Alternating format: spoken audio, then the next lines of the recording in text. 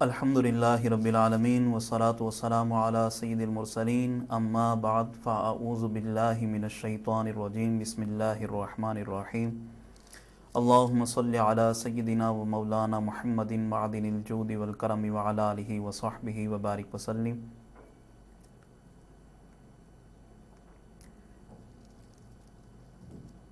آج کی اس نشست میں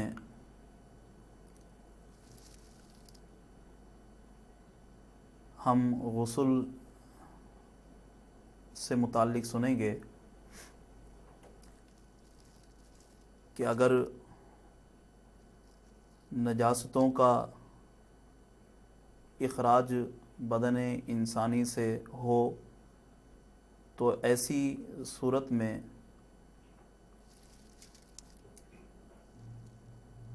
کس انداز میں ہم ان نجاستوں سے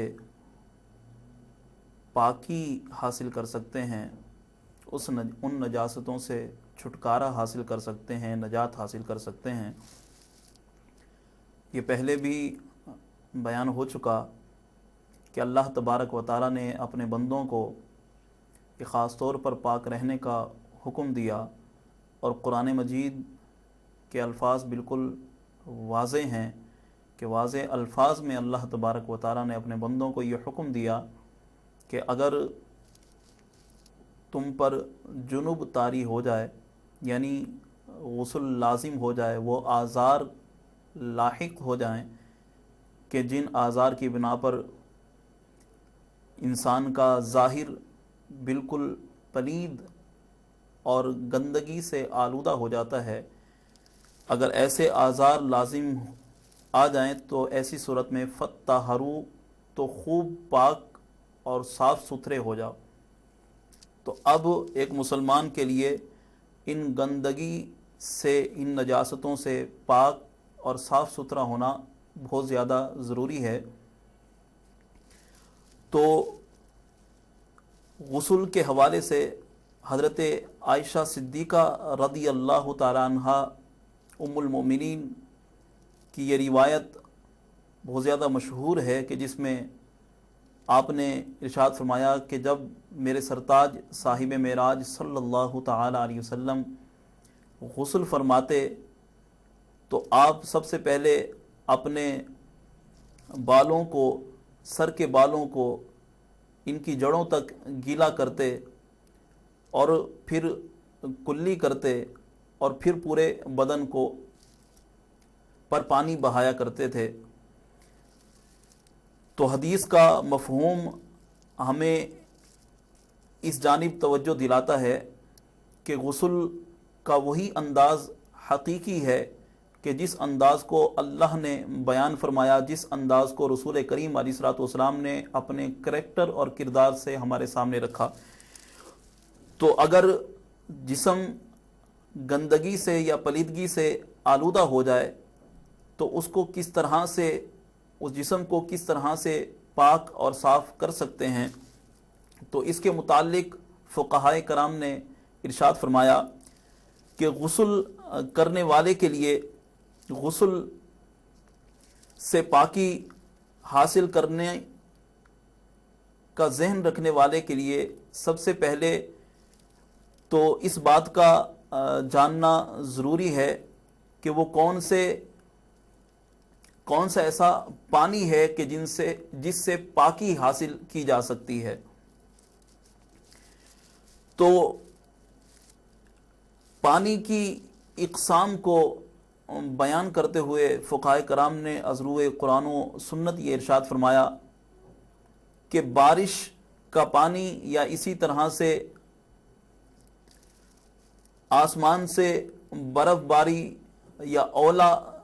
باری جو ہوتی ہے، اس آسمان سے، ان بادلوں سے برسنے والی یہ اولا باری، یہ زالہ باری، یا آسمان سے، بادلوں سے برسنے والا یہ پانی، یہ خود بھی طاہر ہے اور مطہر ہے، یعنی پاک ہے اور پاک کرنے والا ہے۔ اسی طرح سے سمندر کا پانی یا ندی نالوں میں بہنے والا پانی، یا اسی طرح سے وہ ندی نالے کہ جن کا تعلق دریاؤں یا سمندر سے ہے، اگر ایسا پانی ہے تو اس بہتے پانی سے، ندی اور نالوں کے ان بہتے پانی سے بھی، یہ بہتا پانی طاہر بھی ہے اور مطہر بھی ہے، اس سے یعنی کہ پاکی حاصل کر سکتے ہیں۔ اسی طرح سے فرمایا کہ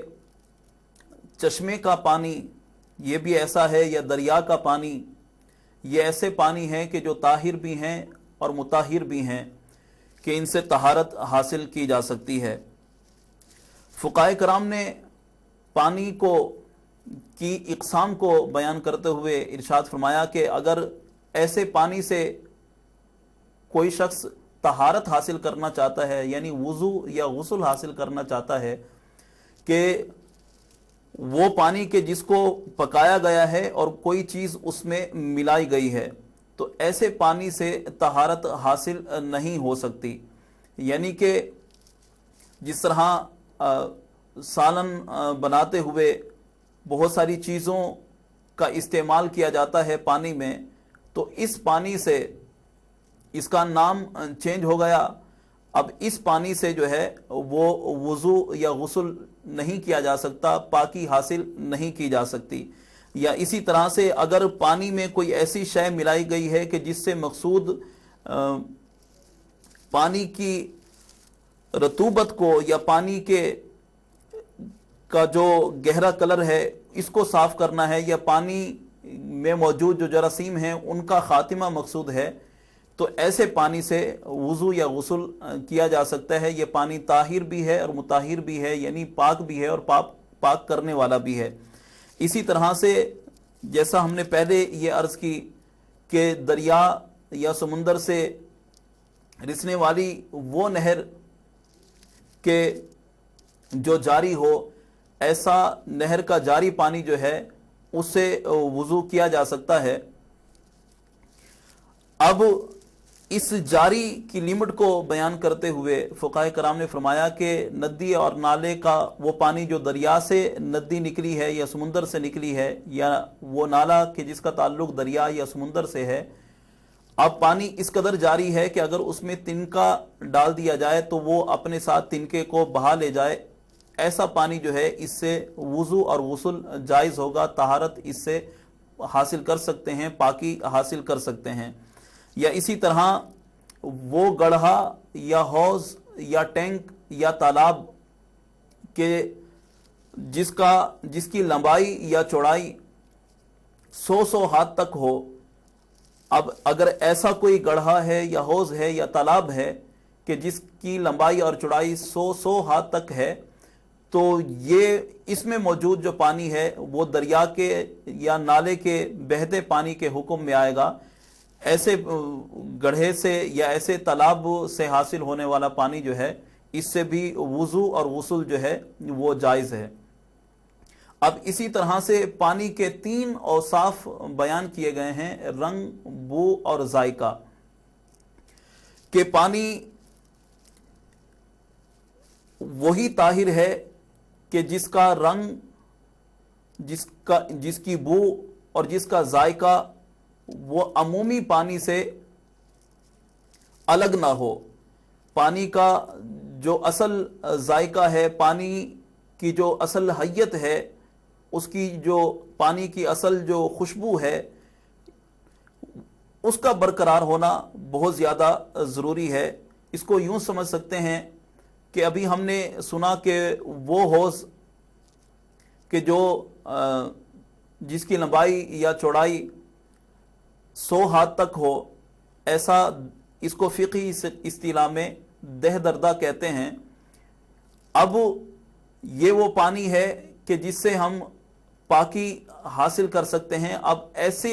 پانی میں اگر نجاست گر جائے، کوئی گندگی گر جائے، تو اب اگر اس گندگی کا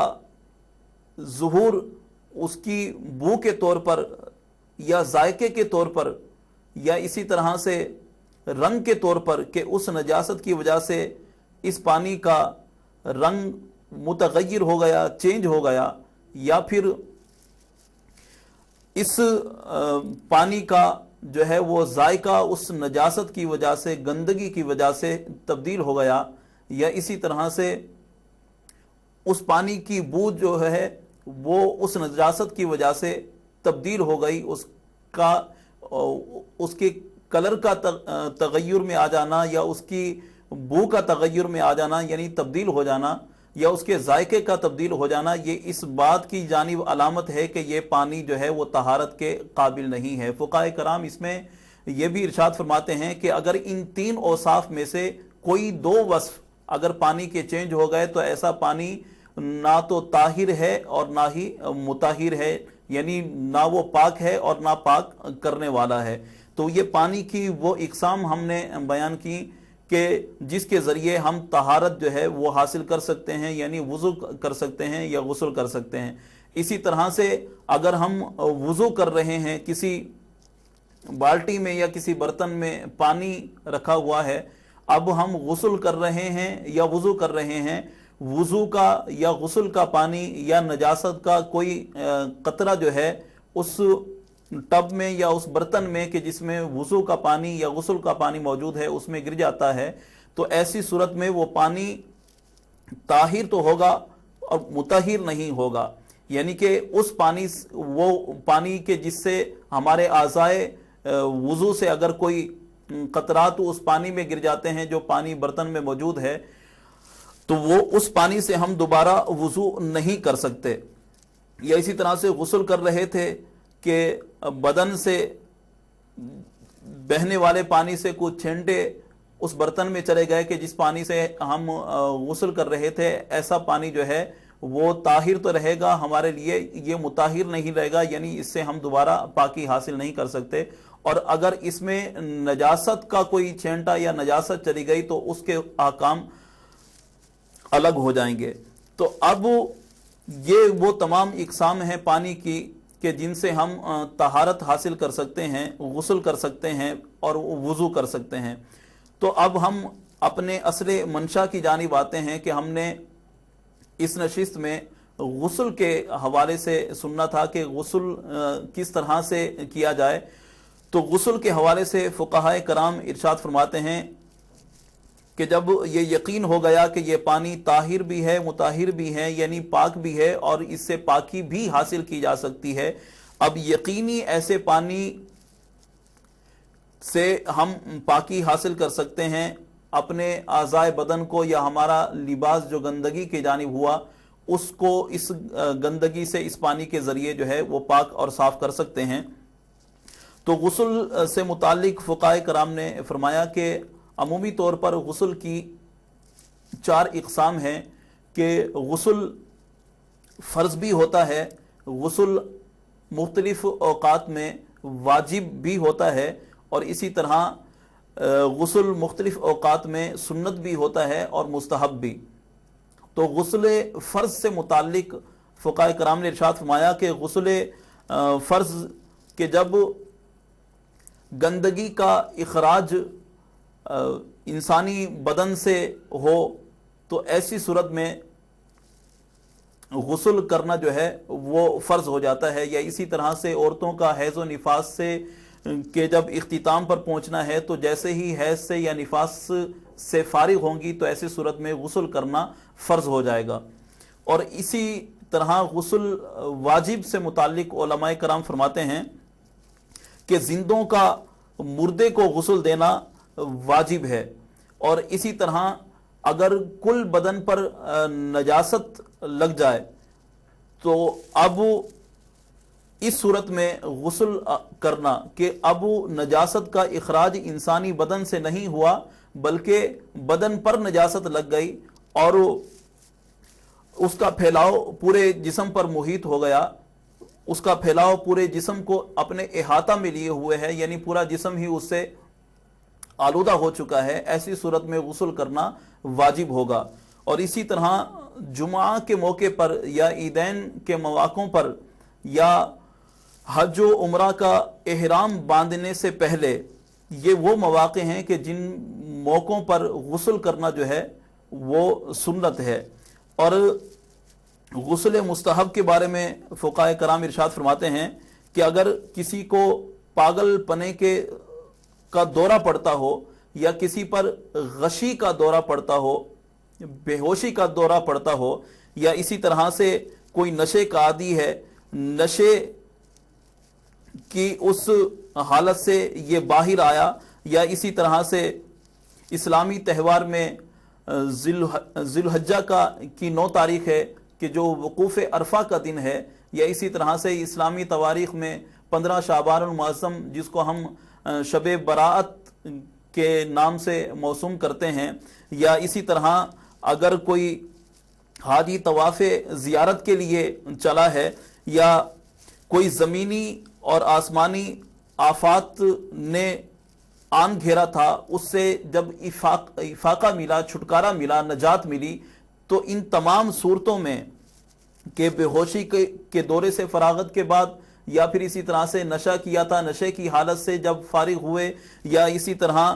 شعبان المعظم کی 15ویں شب یا طواف زیارت کے لیے ہم چلے تھے، ان تمام صورتوں میں اگر ہم غسل کر کے جائیں گے تو ان مواقعوں پر غسل کرنا جو ہے وہ مستحب ہے۔ تو یہ 4 اقسام فقہائے کرام نے بیان فرمائی کہ غسل کے مختلف مواقع ہیں، ان میں سے کچھ مواقع ایسے ہیں کہ جن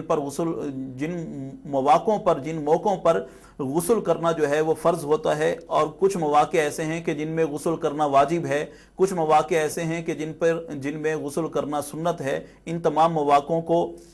ہم نے بیان کیا۔ اب اس کے بعد اگر غسل کے حقائق کی جانب آتے ہیں، فقہائے کرام فرماتے ہیں کہ اگر کوئی نجاست سے، گندگی سے، کی آلودگی سے صاف ستھرا ہونا چاہتا ہے، پاک ہونا چاہتا ہے، تو اس کے لیے غسل کے جو فرائض ہیں، غسل میں جن باتوں کا خاص طور پر ہم نے دھیان رکھنا ہے وہ غسل کے فرائض ہیں، اور ان کی تعداد 3 ہے۔ تو اب گندگی سے پاکی کی جانب پھرنے کے لیے جب ہم غسل کریں گے تو ان 3 فرائض کا ملحوظ خاطر رکھنا، اپنی نگاہوں کے سامنے رکھنا بہت زیادہ ضروری ہے، اور ان 3 فرائض کو فقہائے کرام نے، ان 3 باتوں کو فقہائے کرام نے غسل کے فرائض سے شمار کیا۔ اب ان 3 باتوں میں سے کوئی ایک بات بھی اگر رہ جاتی ہے تو گویا کہ وہ پاکی حاصل کرنے والے نے صحیح معنوں میں پاکی حاصل نہیں کی، اب وہ عبادت کی جانب بھی نہیں جا سکتا۔ تو اب غسل کے فرائض بیان کرتے ہوئے فقہائے کرام نے کہا کہ غسل کا سب سے پہلا فرض جو ہے وہ کلی کرنا ہے، اور دوسرا فرض ناک میں پانی چڑھانا ہے، اور تیسرا فرض پورے بدن پر پانی بہانا ہے، اس طرح سے کہ بدن کے ہر حصے سے، ہر بال سے، ہر عضو سے پانی کا کم از کم 1 قطرہ جو ہے وہ لازمی طور پر بہہ جائے۔ تو اب پہلا فرض کلی کرنا، تو اس کلی سے مراد فقط منہ میں پانی لے کر پھینک دینا نہیں، بلکہ اس انداز میں اپنے منہ میں پانی داخل کرنا اور پورے منہ میں اس کو پھیرنا کہ زبان کے نیچے کا حصہ، یا اسی طرح سے دانتوں اور ہونٹوں کے درمیان کا حصہ، یا اسی طرح سے منہ کے اندر تالوں کا حصہ، اور دانتوں کے خلا کے درمیان، یہ تمام جگہوں پر جو ہے وہ پانی جو ہے وہ پھر جائے، تو اس صورت میں اسے کلی کرنا کہا جائے گا۔ کلی ان تمام منہ کے اندر کے جو اعضاء ہیں، منہ کے اندر کے جو حصے ہیں، منہ کے اندر کے جو پارٹس ہیں، ان تمام کو پانی، ان تمام پر پانی بہانا، یہ کلی کہلایا جائے گا، نہ کہ فقط منہ میں پانی لے کر جو ہے وہ نکال دیا جائے، اڑیل دیا جائے۔ تو اسی طرح سے یہ غسل کا پہلا فرض تھا، اور اس کی چند احتیاطیں بیان کرنے کے بعد دوسرا فرض ناک میں پانی چڑھانا۔ تو اب اس میں بھی اس بات کا خیال رکھا جائے کہ ناک میں پانی چڑھانے سے مراد فقط پانی کو ناک کے ساتھ ٹچ کرنا نہیں، بلکہ پانی کو اپنے ناک میں جو ہے ناک کی نرم ہڈی تک چڑھانا ہے، اور یہ اس صورت میں ممکن ہو سکتا ہے کہ جب ہاتھوں میں پانی لے کر جو ہے انسان ناک کے قریب لے کر جائے، اور جس طرح سے ہم سانس لیتے ہیں اس طرح سانس لے کر ناک کی سخت ہڈی تک جو ہے وہ پانی پہنچایا جائے، اس صورت میں یہ فرض ادا ہوگا۔ اور اس کے بعد جو تیسرا رکن ہے غسل کا، جس کو تیسرا فرض بھی کہا جا سکتا ہے، کہ پورے بدن پر پانی بہانا، تو یہ حدیث پہلے بھی بیان کی جا چکی ہے کہ حضرت ام المومنین عائشہ صدیقہ رضی اللہ تعالیٰ عنہ کا یہ فرمان ہے کہ رسول کریم صلی اللہ تعالی علیہ وسلم اس انداز میں غسل کیا کرتے تھے کہ اپنے سر کے بالوں کو ان کی جڑوں تک پانی سے تر کرتے اور پھر پورے جسم کو پانی سے دھویا کرتے تھے۔ تو یہ ایک احتیاط پانی کی غسل کی جو ہے وہ بیان کی جا رہی ہے کہ اس انداز میں غسل کیا جائے کہ وہ طاہر پانی، وہ پاک اور صاف پانی اس انداز میں پورے جسم پر بہایا جائے کہ جسم کے ہر رونگٹے، ہر حصے سے جو ہے پانی کا کم از کم ایک قطرہ، نئے پانی کا ایک قطرہ کم از کم بہہ جانا جو ہے وہ ضروری ہے۔ تو اب اگر جسم کا کوئی حصہ بھی یا جسم کا کوئی بال بھی اگر پانی کے بہاؤ سے خالی رہا تو ایسی صورت میں غسل نہیں ہوگا، ناپاکی اپنی حالت میں برقرار رہے گی، اور اگر ناپاکی برقرار رہی تو ایسی صورت میں ہم عبادت کی جانب نہیں جا سکتے، اور اگر عبادت کر بھی لیں گے تو ہمیں اس کے اثرات جو ہے بالکل حاصل نہیں ہوں گے۔ اور یہ بات بھی بالکل واضح ہے کہ ناپاکی کی حالت میں حلال جان کر عبادت کرنا یہ کفر کی جانب لے جاتا ہے۔ تو اب پورے اعضائے بدن پر پانی کا بہانا جو ہے، پانی کا پھیلاؤ، یہ بہت ضروری ہے، غسل کے فرائض میں سے ہے۔ اب اگر جسم کے کسی حصے میں کوئی زخم ہو، اور ایسی صورت میں، زخم کی صورت میں کہ اس زخم کو بہر صورت ہم نے پانی سے بچا کر رکھنا ہے، تو ایسی صورت میں یہ ہے کہ اگر وہ زخم بڑھنے کا اندیشہ ہو، اس کے پھیلنے کا اندیشہ ہو، یا وہ زخم ناسور ہونے کا اندیشہ ہو، تو ایسی صورت میں شریعت مطہرہ نے ہمیں یہ آسانی دی ہے کہ ہم اس زخم پر پانی نہ بہائیں، بلکہ اس پر ہاتھ پانی سے اپنے ہاتھوں کو تر کر کے اس پر ہاتھ پھیر لیں، یعنی کہ مسح کر لیں۔ اس صورت میں وہ زخم کی جگہ جو ہے وہ دھلنے میں شامل ہو جائے گی۔ اور اسی طرح آشوب چشم کا اگر کوئی مریض ہے کہ جس کی آنکھیں آ گئی ہیں، ایسی صورت میں پانی کے لگنے کی وجہ سے یہ آنکھوں کا مرض مزید بڑھ سکتا ہے، تو ایسی صورت میں اس بات کی اجازت ہے کہ خالی تری والے ہاتھ سے آنکھوں کا مسح کر لیا جائے، تو اس صورت میں یہ آنکھیں دھلنا ہی کہلائے گا، تو اس سے صفائی اور پاکی جو ہے وہ لازم آ جائے گی۔ یہ شریعت مطہرہ کی جانب سے مختلف مواقعوں پر ہمیں جو ہے وہ یہ آسانیاں دی گئی ہیں۔ اب غسل کا من جملہ ان فرائض اور ان احتیاطوں کے ساتھ جو مین بیان بنے گا، اور غسل کی جو سنتیں، وہ آداب جو رسول کریم علیہ الصلوۃ والسلام نے بیان فرمائے، اگر من جملہ ان تمام کو جمع کیا جائے تو غسل کا طریقہ کار یہ ہوگا کہ سب سے پہلے ہم نے اپنے بدن کو آلودگی سے، گندگی سے، پلیدگی سے پاک کرنے کے لیے پاک اور صاف پانی کا انتظام کرنا ہے۔ اس کے بعد سب سے پہلے ہم ہاتھ دھوئیں، ہاتھ دھونے کے بعد جو ہے وہ استنجا کیا جائے۔ استنجا کرنے کے بعد جس طرح ہم وضو کرتے ہیں اس انداز میں وضو کیا جائے۔ وضو کرنے کے بعد پھر پورے جسم پر پانی بہا کر جس طرح سے مساج کیا جاتا ہے، پورے جسم پر اس طرح سے پانی کا پھیلاؤ کریں، اور اس کے بعد جو ہے ہم اس طاہر پانی سے، یعنی کہ پاک اور صاف پانی سے نہائیں۔ تو یہ وہ سنتیں، یہ وہ آداب، یہ وہ طریقہ کار ہیں کہ جس کے ذریعے ہم اس گندگی سے، اس آلودگی سے پاک صاف ہو کر اس پانی کے ذریعے، اس غسل کے ذریعے جو ہے وہ طہارت حاصل کر سکتے ہیں۔ اللہ تبارک و تعالیٰ کی بارگاہ میں دعا ہے رب العالمین ہمیں ہمیشہ پاک اور صاف رہنے کی توفیق عطا فرمائے۔ وآخر دعوانا ان الحمد للہ رب العالمین۔